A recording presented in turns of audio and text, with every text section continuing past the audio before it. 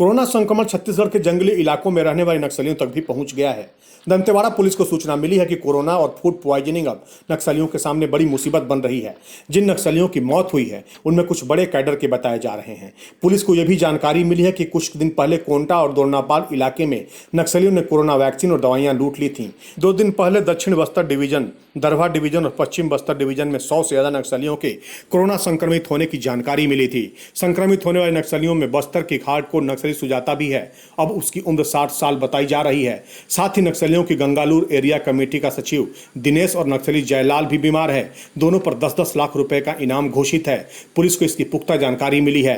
पिछले साल बीजापुर में सर्दी खांसी से पीड़ित महिला नक्सली ने पुलिस की शरण ली थी। उस संगठन ने कोरोना की आशंका से निकाल दिया था। अकेले दक्षिण बस्तर में ही दंतेवाड़ा, बीजापुर और सुकमा जिले आते हैं। इन इलाकों में सरकार ने भी आंध्र प्रदेश स्ट्रेन को लेकर अलर्ट जारी किया है।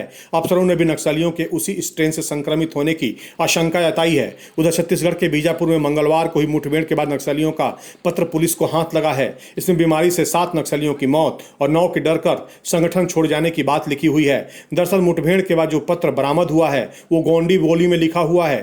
पुलिस का कहना है कि नक्सली विकास ने अपनी साथी सुजाता को यह पत्र लिखा है।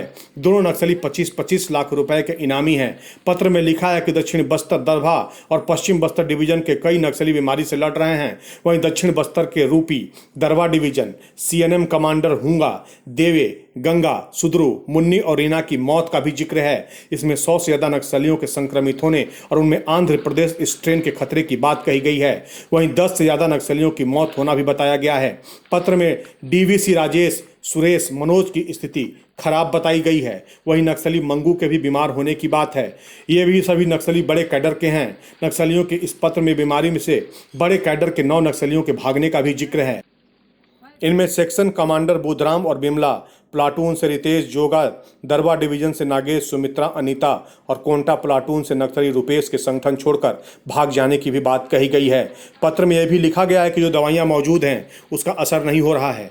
पुलिस की नाकेबंदी की वजह से पहले की तरह राशन, दवाई सप्लाई नहीं हो पा रही है। इस पत्र में यह भी बताया गया है कि बीमारी के संबंध में पिछली जोनल मीटिंग में चर्चा हुई थी। सभी को सावधान रहने को कहा गया था। इस बात को लेकर आपस में तीखी बहस भी हुई थी, लेकिन किसी ने नहीं माना। बड़े नक्सलियों पर भी निशाना साधते हुए कहा गया है कि जोनल कमेटी के सदस्य निचले कैडर तक सही जानकारी नहीं पहुंचाते। 1.5 साल से स्थायी नेतृत्व नहीं होने से महत्वपूर्ण निर्णय नहीं हो पा रहा है। गंगालूर जो बीजापुर सुकमा का बॉर्डर है, वहाँ पर नक्सलियों का बड़ा जमावड़ा हुआ था। करीब 400 से 500 नक्सली जमा हुए थे। उसी समय expiry medicine, expiry food products खाने के कारण बड़ी मात्रा में फूड पॉइजनिंग हुई और उसके बाद एक साथ सोशल डिस्टेंस है उसका फॉलो नहीं करने के कारण, मास्क न लगाने के कारण संक्रमण कोरोना का उनके अंदर फैला है। करीब 200 से ऊपर माओवादी कोरोना से संक्रमित हो सकते हैं। जैसे प्राथमिक सूचना आ रही है हमारे पास ग्रामीणों की तरह। ग्रामीणों ने ये भी बताया है कि कल रात करीब 8 से 10 माओवादियों ने अपने शव जलाए हैं जो कोरोना से या फूड पॉइजनिंग से मरे होंगे। निश्चित रूप से नक्सलियों को बड़ा नुकसान हुआ है। सबसे चिंता का विषय ये है कि नक्सली अभी भी गांव में मीटिंग ले रहे हैं, गांव में जाकर रह रहे हैं, गांव वालों के साथ संपर्क में हैं, तो जिससे कि अंदरूनी क्षेत्रों में गांव में भी संक्रमण फैलने का खतरा है। ऐसी सूचना भी आ रही है कि नक्सली दवाई के लिए और वैक्सीन के लिए घूम रहे हैं और जुगाड़ में लगे हुए हैं। इन्फेक्शन के स्टेज में यदि वो वैक्सीन लगाएंगे तो उससे उनको और नुकसान हो सकता है, ग्रामीणों को भी नुकसान हो सकता है। निश्चित रूप से गांव में अवेयरनेस फैलाने की ज़रूरत है। मैं नक्सलियों से अपील करता हूं कि वो लोन वराटू अभियान का फ़ायदा उठाएं, आत्मसमर्पण करें। पुलिस प्रशासन की मदद से उनके इलाज का पूरा जिम्मा लेगी और उनकी जान बच पाएगी।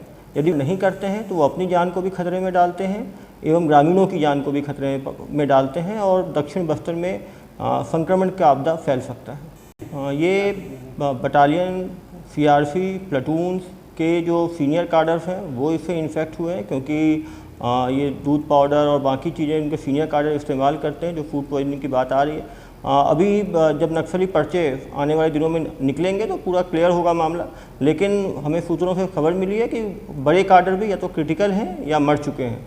और जिस तरह से नक्सली इस मामले में चुप्पी साध के बैठे हैं, जो कहीं ना कहीं बताता है कि उनको काफ़ी बड़ा नुकसान फूड पॉइजनिंग और कोरोना से हुआ है।